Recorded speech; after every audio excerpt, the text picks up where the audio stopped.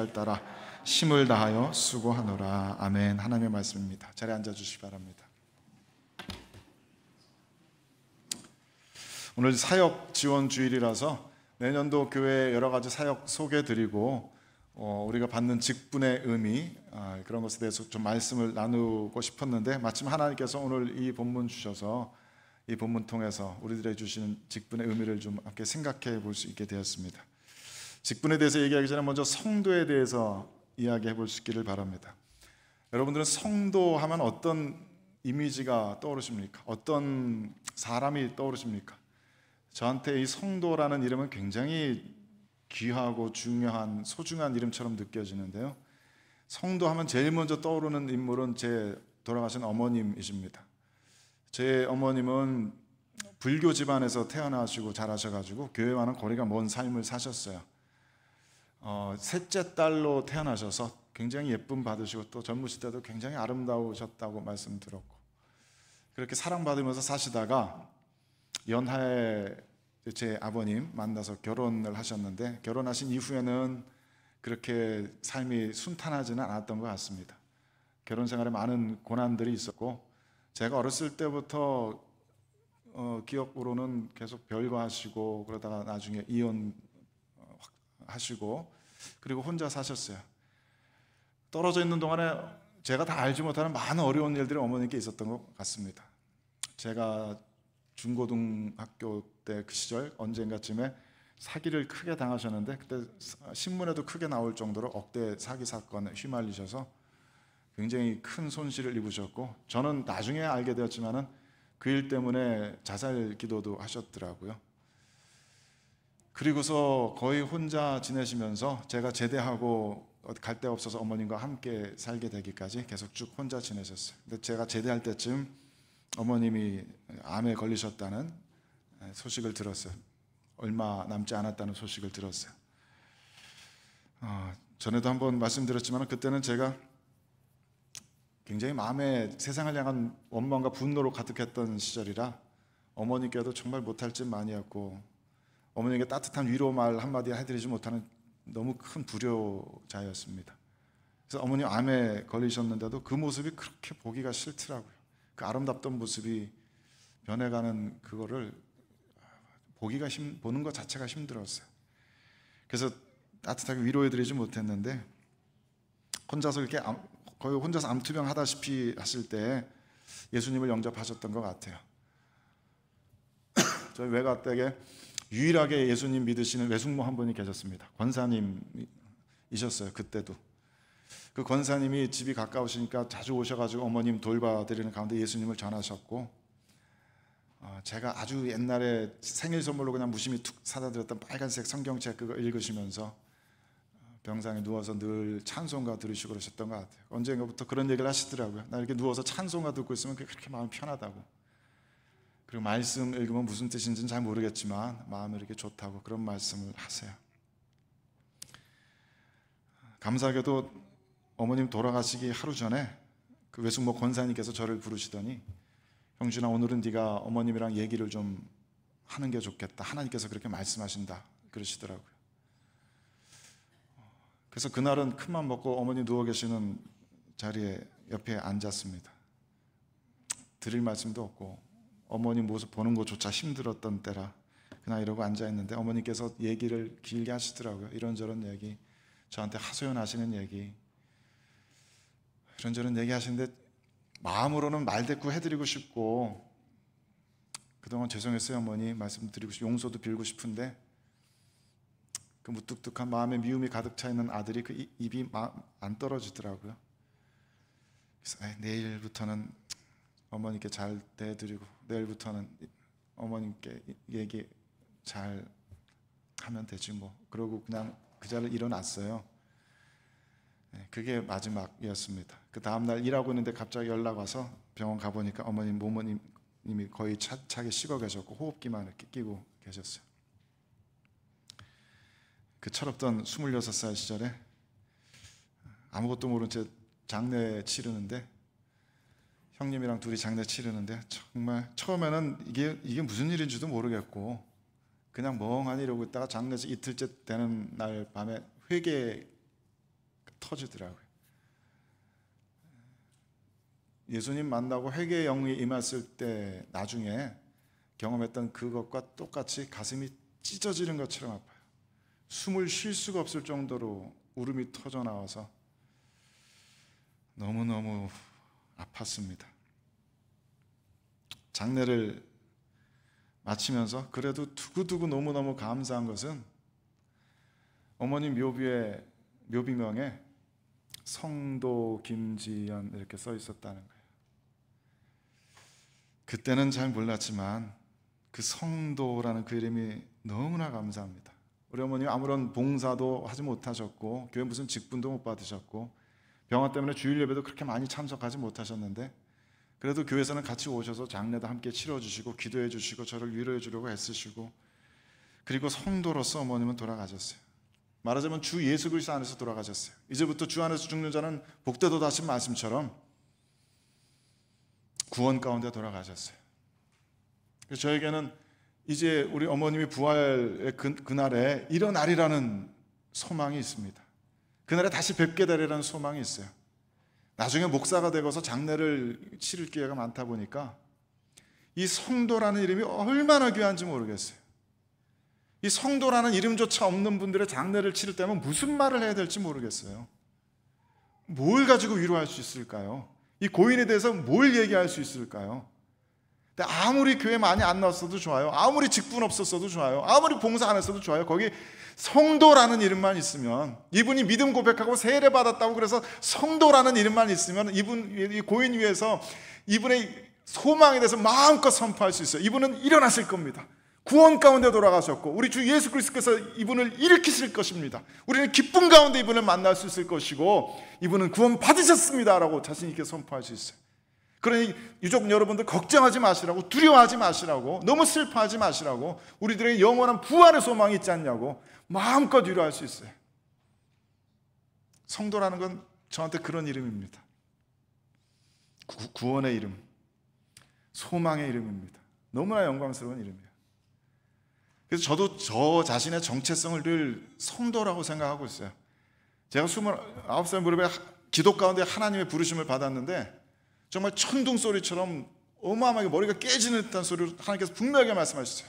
내가 너를 쓰리라 말씀하시는데 하나님께서 저를 목사로 쓰리라 말씀하지 않으셨어요. 무슨 선교사로 쓰리라 말씀하지 않으셨어요. 찬양 사역자로 쓰리라 말씀하지 않으셨어요. 내가 너의 삶을 쓰리라라고 말씀하셨고 그 말 듣는 순간 저는 눈물 콧물 흘리면서 아멘 아멘 그러면서 제 삶을 내어드렸습니다.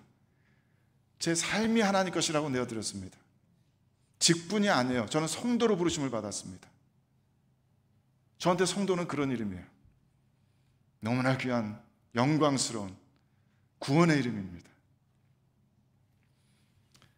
사도 바울은 이 성도에 대해서 오늘 골로새서 1장 2절 말씀에서 이렇게 씁니다. 읽어봅시다. 시작. 골로새에 있는 성도들 곧 그리스도 안에서 신실한 형제들에게 편지하노니 우리 아버지 하나님으로부터 은혜와 평강이 너희에게 있을지어다.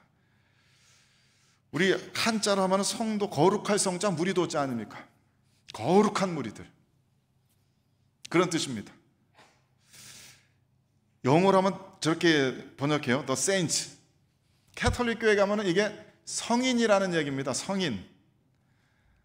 그 캐톨릭 교회 그 신자들이 여기 벽에다 동상 만들어 놓고 그 앞에 기도하고 중보기도 요청하는 그 성인들, 베드로 사도며 그 무슨 살아생전에 오만 기적을 일으켰다던 그 성인들, 우리는 성경에 나와 있는 또 사인츠가 그렇게 특별한 사람들뿐만 아니라 그리스도 안에서 구원받은 모든 성도들, 크리스찬들을 얘기하는 거라고 믿어요.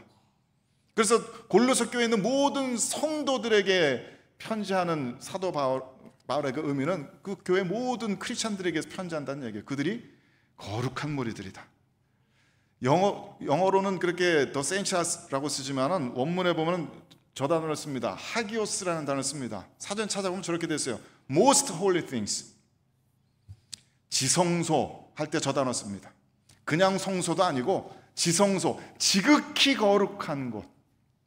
성물 쓸 때 저 단어 쓰고요.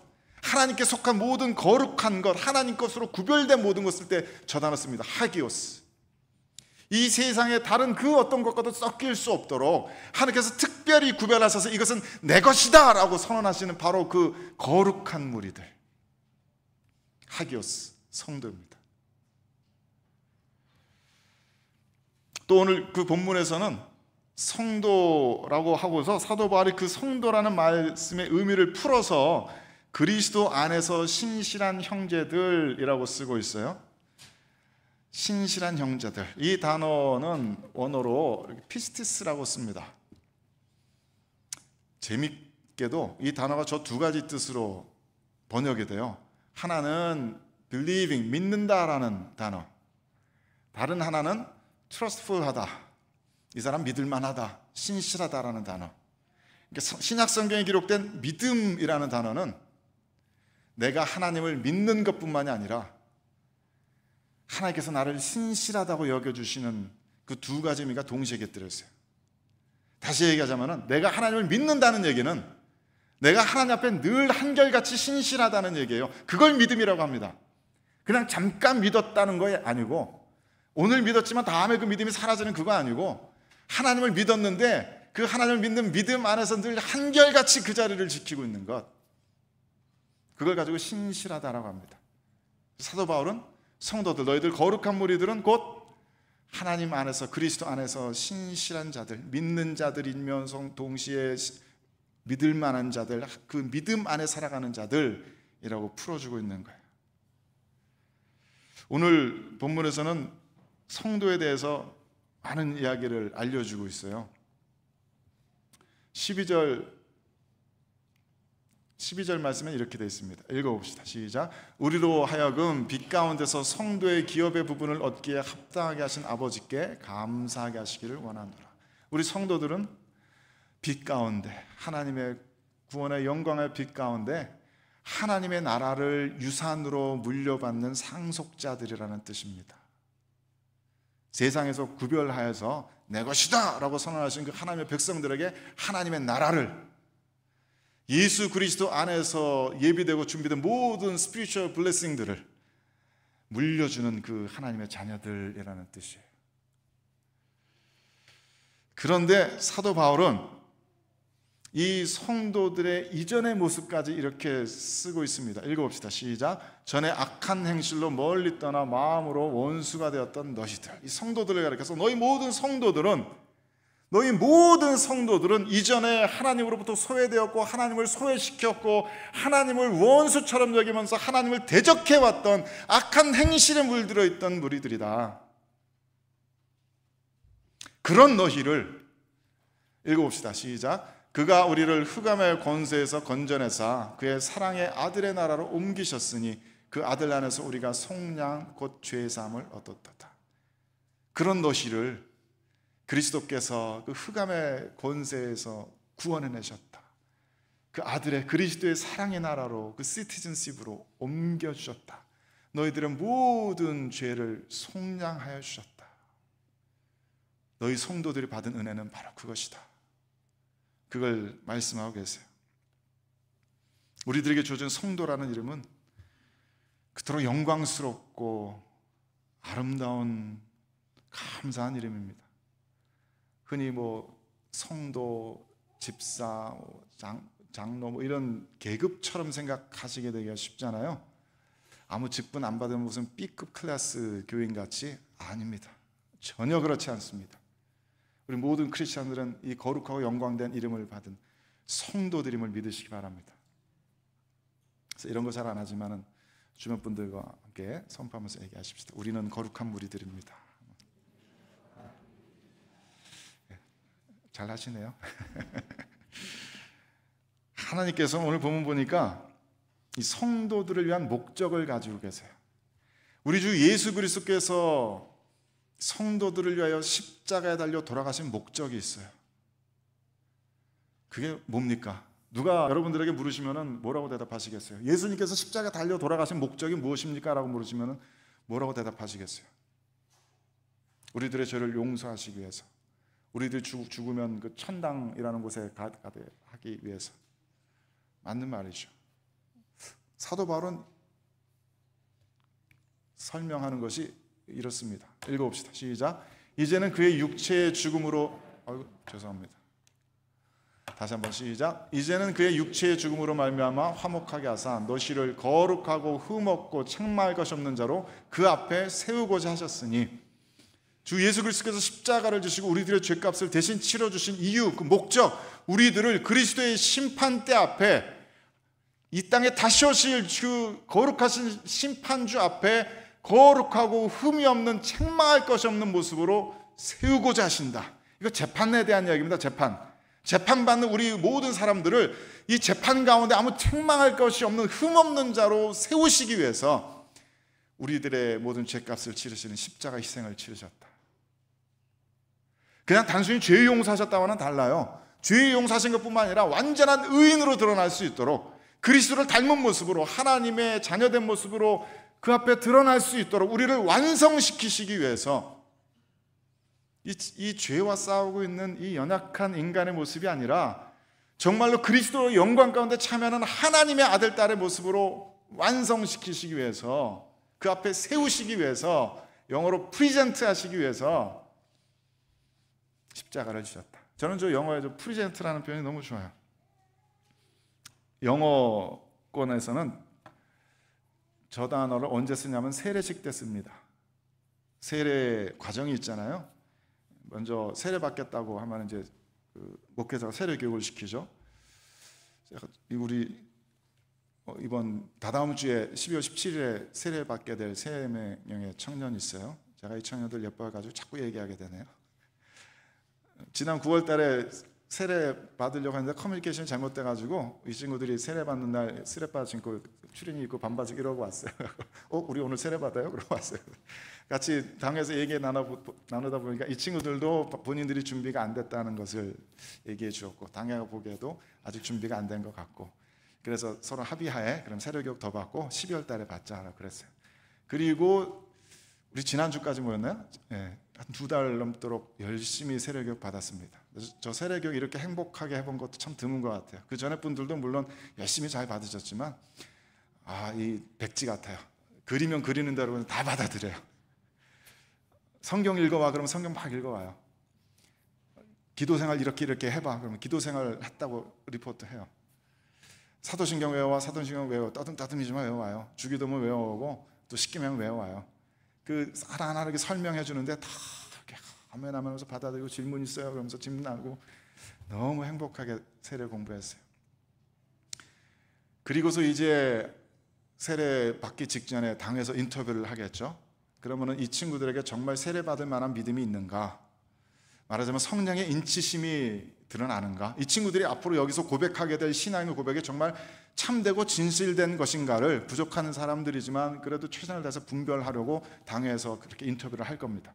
그 당회 인터뷰를 통과하고 나면은 당회가 이 친구들을 여러분들 앞에 프리젠트 할 거예요. 당회가 이 친구들을 프리젠트 합니다. 이 친구들은 우리가 보기에 세례받기에 충분한 믿음을 가졌다고 판단되기 때문에 이들을 여러분들 앞에 프리젠트 합니다. 여러분들은 이들을 세례교인으로 받으시겠습니까?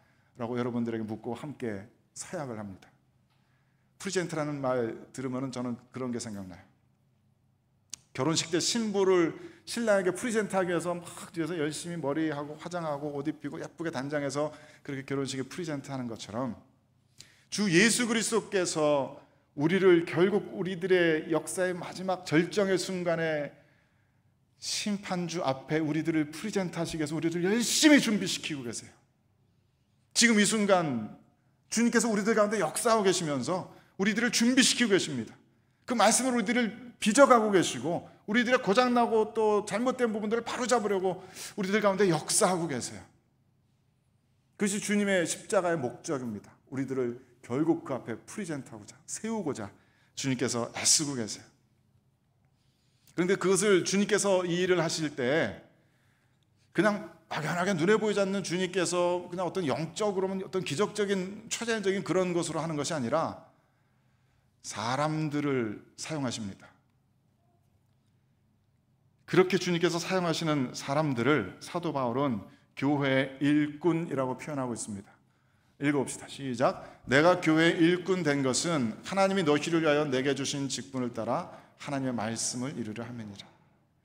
말씀 준비하면서 암송하다 보니까 정말 너무 좋아가지고 계속 이렇게 외우고 있었어요. 내가 교회 일꾼 된 것은 하나님이 너희를 위하여 내게 주신 직분을 따라 하나님의 말씀을 이루려 함이니라. 영어로는 저렇게 미니스트라고 번역되어서 마치 이런 말씀 전하는 교역자, 전도사, 목사들 같이 착각을 불러일으키고 싶지만 원어의 의미는 전혀 그렇지 않습니다. 원어는 저 단어는 디아코노스라고 쓰는데 사전에 보면 디콘, 집사입니다. 하나님의 종이라는 의미에서 서번트고 식당에서 서버는 웨이터입니다. 그게 하나님의 일꾼의 의미입니다. 집사의 의미가 그겁니다. 집안일 다스려서 이렇게 돌보는 사람들, 일하는 사람들, 종들, 섬기는 사람들. 디모데전서 3장 8절 말씀 보면은 집사의 자격 조건에 대해서 이렇게 쓰고 있어요. 그때 쓰는 단어가 디아코노스입니다.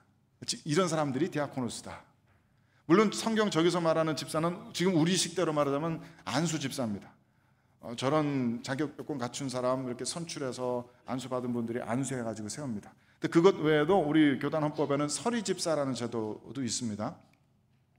서리 집사는 진실한 무흠, 그러니까 어떤 큰 죄 때문에 징계당하지 않은 세례받은 교인으로서 세례받은 지 1년 경과한 사람, 교회 등록한 지 1년 이상 된 사람, 그 중에서 교인의 의무를 성실하게 이행한 자 중에서 당회가 매년 임명할 수 있다.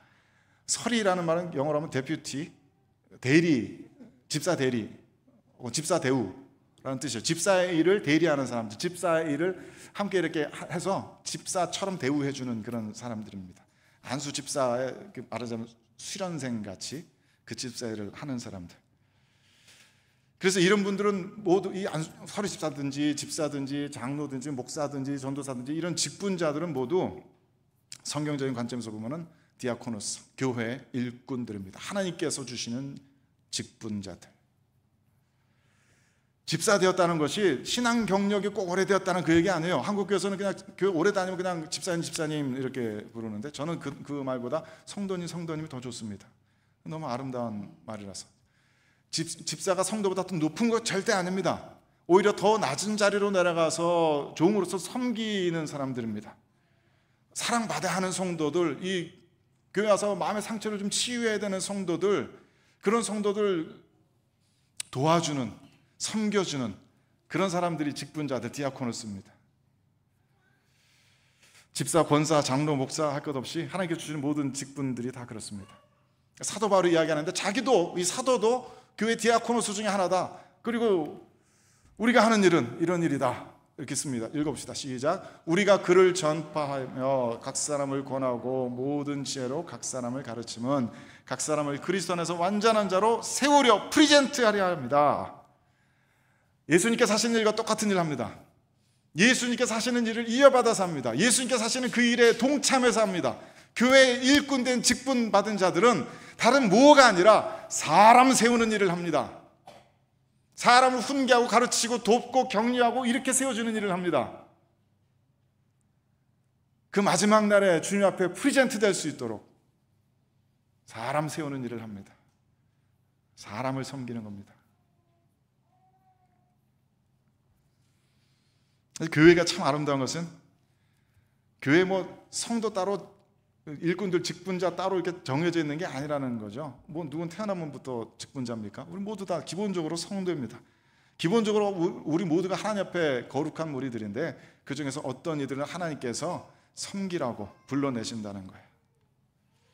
우리 모두가 하나님께 대적하는 자들이고 악한 행실을 일삼는 자였는데 용서받아서 구원받아서 그리스도 안에서 거룩한 무리들로 있는 은혜들로 모자라서 어떤 이들에겐 특별히 섬기는 일을 허락하십니다.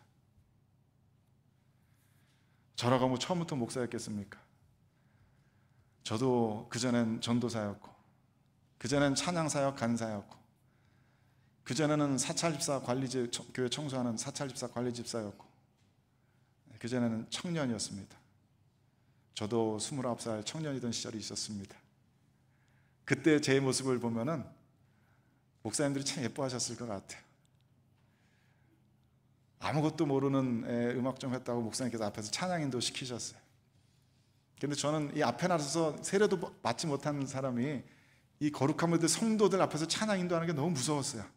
어떻게 나 같은 사람이? 그래서 그냥 앞에 서면 두 눈 질끈 감고 정말 미간이 이렇게 찌푸려가면서 막 그냥 벌벌 떨면서 이러고 찬양했어요. 그게 되게 열심히 하는 것처럼 보였나 봐요. 그리고 찬양 마치고 나면 권사님께서 아유 그 찬양을 열심히 해 칭찬해주고 그러셨어요.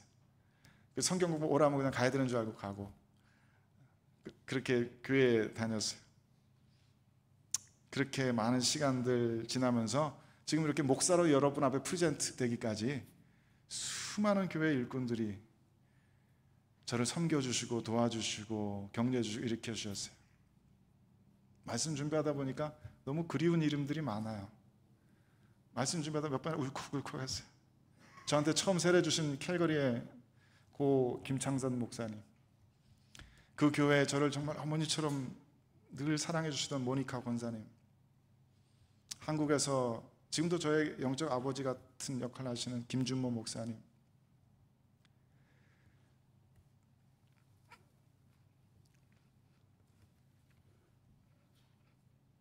저의 전임 찬양 사역자 김동철 집사님, 이루다 말할 수 없는 목사님들, 전도사님들, 장로님들, 권사님들, 집사님들, 또 청년들, 동역자들이 저를 도와주었고 가르쳐 주었고 때로는 질책해 주었고 밥 먹여 주었고 격려해 주었고,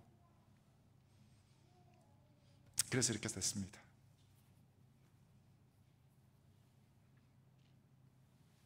지금도 여러분은 저를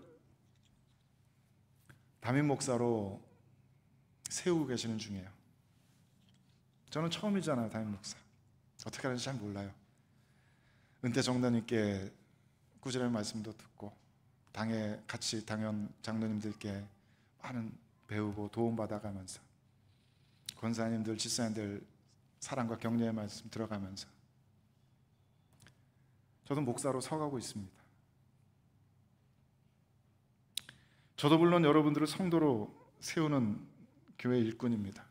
여러분들이 그리스도의 심판대 앞에 서게 될 때 누가 이 사람 세웠는가, 누가 이 사람 프리젠트 하겠는가 할 때 제가 선두를 갈 거예요. 제가 이분들 프리젠트 하겠습니다. 저뿐만 아니겠죠. 수많은 분들이.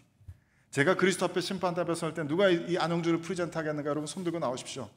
제가 이 사람 목사로 만들었습니다 라고. 그래서 28절 말씀에 사도 바울이 이렇게 우리가 라고 얘기하는데 이 말씀이 너무 좋더라고요.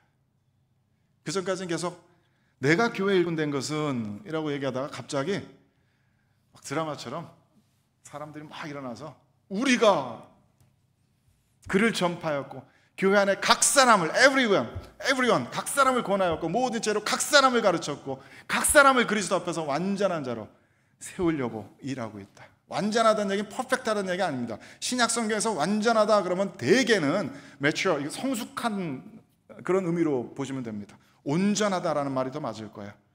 모든 사람들이 성숙한 자로 그리스도 앞에 설 수 있게 하기 위해서 우리가 함께 일하고 있다. 우리가 교회 일꾼들이다. 그게 교회입니다. 우리는 서로가 서로를 위한 일꾼들입니다. 내년도 한 해 동안에 우리들이 할 수 있는 해야 하는 많은 일들이 있습니다. 그 일들을 맡아서 서로를 섬길 수 있는 일꾼으로 부르심 받은 자들이 누구입니까? 자주 말씀드리지만은 하나님 나라를 위해서 일한다고 하는 것은 그 표현으로 따지면 굉장히 거창하고 굉장히 영광스럽고 거대한 일 같지만은 사실 하나님 나라를 위해서 우리가 할 수 있는 일, 해야 하는 일들은 정말 작고 사소한 아주 일상적인 일들입니다. 그것을 건너뛰고 무슨 엄청난 일을 할 수는 없습니다. 저는 그걸 C.S. 루이스한테 배웠는데요. C.S. 루이스가 우리들의 소명을 성취해 갈 때 얼마나 작고 사소한 일들, 일상적인 일들을 통해서 우리들이 소명을 성취해 가는지 이렇게 쓰고 있어요. 글씨 잘 안 보이시겠네요. 제가 읽어드리겠습니다. 우리의 모든 자연적인 활동들, 심지어 가장 비천한 활동들이라도 하나님께 바치면 그분이 받아주십니다. 모든 소명에는 이와 비슷한 충격이 기다리고 있습니다. 젊은 성직자는 성가대 간식을 준비하게 되고 젊은 소위는 잼 단지들의 관리를 책임지게 됩니다. 그렇게 되는 것이 마땅합니다. 그런 과정을 거쳐서 허영심 강하고 실속 없는 사람들은 걸러지고 겸손하고 강인한 사람들이 남게 되는 겁니다. C.S. 루이스가 이 글을 썼을 때 1차 세계대전 중이었어요. 하나님 나라의 거대한 것을 꿈꾸고 있는 어떤 성직자가 있다고 해도 그 성직자가 실제로 해야 되는 일들은 성가대 간식을 준비해야 되는 일이라는 거야. 전쟁 중에 국가를 위해서 정의를 위해서 싸우는 엄청난 포부를 가지고 전쟁에 뛰어드는 젊은 군인이 있지만 그가 실제로 해야 되는 일들은 그 부대원들 먹을 잼 단지 관리해야 되는 일이라는 거야. 그 모든 소명은 그런 충격적으로 작은 일로부터 시작되는 것이다. 그것을 건너뛸 수는 없다. 그래서 우리들이 우리들이 할 수 있는 작고 사소하고 일상적인 일들을 이 사역 기술서에 써서 주보에 나눠드렸습니다. 함께 좀 보시겠어요? 제가 설명을 간략하게 드릴게요. 사역 기술서는 초안으로 여러분들에게 드립니다. 나중에 팀이 구성이 되면은 이 안에 있는 내용들 얼마든지 여러분이 합의하시고 바꾸시고 수정하고 더하시고 빼실 수 있습니다.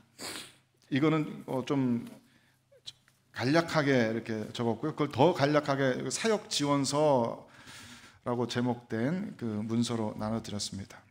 예배위원회에서는 잘 아시는 것처럼 찬양대, 할렐루야 찬양대 이거 그냥 저 혼자 붙여본 이름이에요. 여러분들이 정하시면 돼요. 그러니까 이런 식으로 이름 마음대로 붙이시면 됩니다라고 가칭으로 써보았습니다. 2부 예배 찬양 순서 이렇게 담당하시고 리허설 이렇게 주일날 오전 오후로 하십니다. 앞에 나서 경배와 찬양 인도하는 찬양팀도 이름 얼마든지 스스로 만드시면 되고요. 경배와 찬양하고 리허설을 주일 오전뿐만 아니라 토요일 7시에서 약 2시간 정도 열심히 지금 하고 계십니다. 미디어 팀 저 위에서 2부 예배 파워포인트 넘기는 것, 교육자들이 파워포인트 만들어 드리면 그거 넘기는 일, 음향 만지는 일, 유튜브 방송 오퍼레이팅 도와주시는 일, 그런 일을 해주시면 됩니다. 예배 지원팀은 절기 때마다 성찬 준비하시고 지금 이렇게 강단 장식해 주시는 그런 일들입니다. 그리고 예배 때 나올 청소년 청년들 주일 예배 라이드 해주시든지 또 어레인지 하시든지 그런 일들도 필요합니다.